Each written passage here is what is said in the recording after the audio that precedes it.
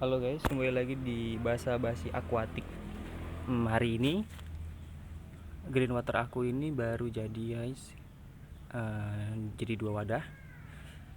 Aku buat ini jadinya 12 hari tanpa starter green water ya. Maksudnya tanpa starter chlorella.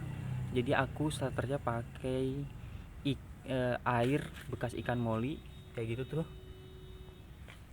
sama air bekas ikan lele. Nah, setelah 12 hari dengan pencampuran pupuk kimia, ini baru matang. Nah, oke, hari ini aku mau ngetes dan sekalian kasih tutorial gimana cara kultur kutu air Moina menggunakan media air hijau atau green water ya. Oke, next aja langsung kita praktekin gimana cara untuk mengkultur Moina tersebut ya. Oke, kita pindah ke tempat selanjutnya.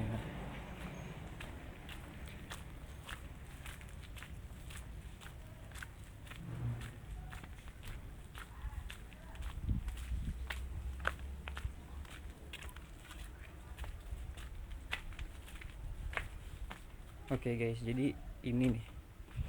Kalau kalian kultur Moina atau kutu air menggunakan media green water air hijau, sebetulnya prosesnya itu cuma ribet di awal aja. Ribetnya dimana ketika kalian membuat green water itu sendiri ya ininya. Sedangkan selebihnya itu memang bener-bener ribet, praktis banget. Dan setelah aku praktekin menggunakan green water itu recommended banget. Hasilnya itu apa ya, optimal lah. Nah, jadi hari ini aku bakal nunjukin kalian step by step gimana cara kultur kutu air menggunakan media air hijau. Kebetulan air hijau ini yang aku gunainnya starternya air green water ini starternya menggunakan air bekas ikan lele ya. Aku punya di box itu tuh ada 3. Nah, nanti yang moli nanti juga tetap aku share. Terus kita bikin perbandingannya gimana. Starter green water menggunakan air ikan moli sama starter green water menggunakan air bekas ikan lele, mana yang lebih optimal. Nah, hari ini yang kita pakai ini green waternya starternya pakai air bekas ikan lele. Oke. Bahan-bahan yang kalian perlukan cuma sederhana aja, cuma ada 3.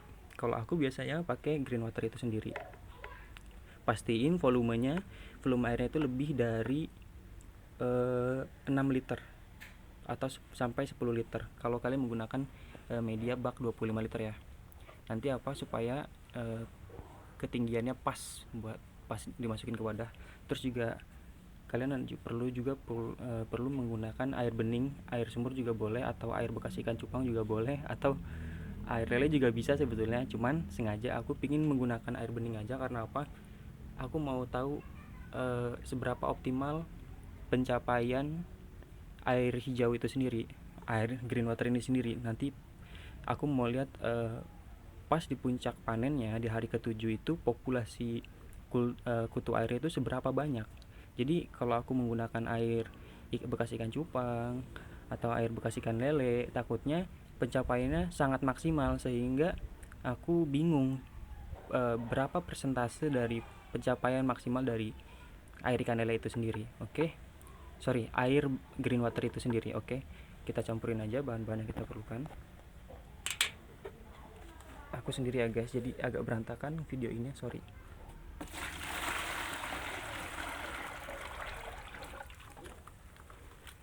Kita liatin ya, ini sekitar berapa ya, ini sekitar kedalaman sekitar 7 cm kayaknya dari green water itu sendiri. Nah, terus kita tambahin aja air beningnya sebentar.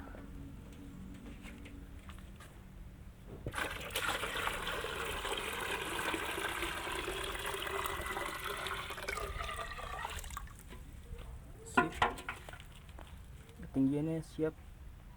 Iya, pas ini mungkin sekitar 10 cm, lebih dari 8 cm yang jelas. Oke. Nah, kenapa sih kita perlu nambahin air bening? Karena gini, apa ya, jadi prinsip di dalam kultur kutu air itu begini guys. pakan itu lebih baik kurang daripada kelebihan. Karena apa? Kelebihan pakan seringkali bisa membuat kultur itu gagal atau hampir secara massal kutu airnya malah mati. Sedangkan kalau kurang, kutu air tetap bertambah. Emang nggak maksimal, tapi bertambahnya sedikit. Tapi seenggaknya nggak mati. Nah gitu. Nah, sedangkan kan begini. Kalau nanti pakannya di dalam kultur ini kurang, itu kita bisa tambahkan di hari kemudian gitu. Nah, prinsipnya gitu. Jadi kalau di pertama lebih baik kurang. So, lagi pula begini. Air hijau itu ada dua fungsi. Yang pertama, dia bisa sebagai media. Media itu dalam artian begini, tempat di mana kutu air itu memiliki habitatnya. Karena air hijau juga berfungsi sebagai pengatur suhu, dalam artian begini, kalau di siang hari nanti airnya itu nggak terlalu panas, dan kalau di malam hari airnya itu tidak terlalu dingin. Nah gitu.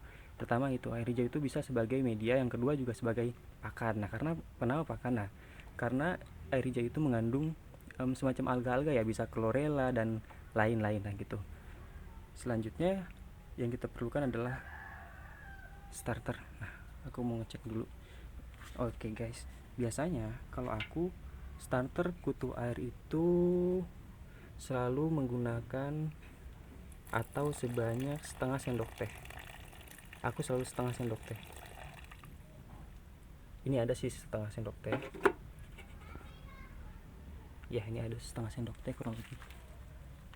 Kenapa?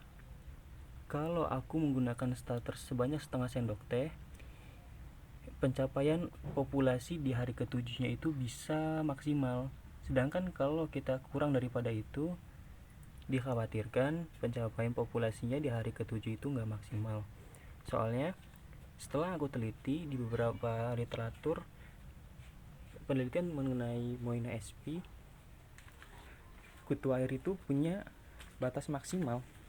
Dia per hari itu misalkan cuma bisa menelurkan sebanyak 28 telur. Oke, 28 telur kita kalikan selama 7 hari, berapa jumlahnya? Dan kalau dalam batas waktu satu kali hidup kutu air itu hanya bisa menelurkan misalkan 300 telur. So kalau kalian masukin starter terlalu sedikit, itu pencapaiannya nggak maksimal. Aku saranin sih masukkan kutu airnya yang agak gendut-gendut ya, agak gendut-gendut, dan jangan terlalu banyak juga. Aku tambahin lagi dikit sini. Oke. Baik. 7 hari ke depan kultur kutu air ini bakal aku update sampai di hari ke-7. Nanti kita lihat seberapa maksimal pencapaian dari kultur kutu air menggunakan air hijau atau green water ini. Terima kasih ya udah buat yang nonton. Jangan lupa untuk subscribe, untuk dukung channel Basa Basi Akuatik agar terus berkembang dan update setiap hari atau seminggu sekali minimal, untuk memberikan informasi-informasi yang berguna bagi pecinta dunia ikan. Dan ditekan juga tombol like-nya. Jangan lupa komen, atau kalau ada pertanyaan-pertanyaan bisa kalian komen, nanti aku akan jawab satu persatu kalau ada waktu. Terima kasih banyak. Jangan lupa juga share ke teman-teman kalian yang dianggap perlu mengetahui informasi-informasi yang bermanfaat di dalam Basa Basi Akuatik.